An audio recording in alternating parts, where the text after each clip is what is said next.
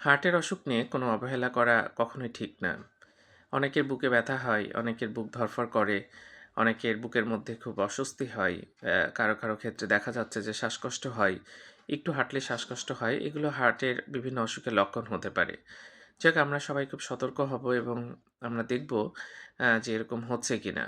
কারণ হার্টের অসুখ কিন্তু ডায়াগনোসিস করার জন্য বিভিন্ন ভালো ডাক্তার বা বিভিন্ন ইন্সট্রুমেন্টস কিন্তু এখন আমাদের দেশে সব অ্যাভেলেবল আছে এবং এরকম হলে দ্রুত চিকিৎসা নেওয়া উচিত। কারণ হার্টের অসুখে অনেক সময় সময়ই পাওয়া যায় না। তীব্র বুক ব্যথা হয়, হঠাৎ করেই সেই ব্যক্তি মৃত্যুবরণ করে। সুতরাং আপনার যদি মাঝে বুকে ব্যথা হয়, অবশ্যই আপনি ইসিজি, ইকো, ইটিটি এসব করে দেখা উচিত যে ভিতরে কোনো সমস্যা হচ্ছে কিনা এবং আগেভাগে ওষুধ শুরু করা উচিত। আপনি যদি আগেভাগে ওষুধ শুরু করেন, কিন্তু বহু জটিলতার হাত থেকে আপনি বেঁচে থাকতে পারবেন এবং আপনি কিন্তু হঠাৎ মৃত্যু বা হঠাৎ খারাপ কিছু হওয়া, এটার হাত থেকে আপনি অনেকটা বেঁচে থাকতে পারবেন। হার্টের অসুখে প্রতিদিন প্রচুর মানুষ মারা যাচ্ছে। আমরা একটু চাইলেই এগুলো প্রতিরোধ করতে পারি। ধন্যবাদ সবাইকে।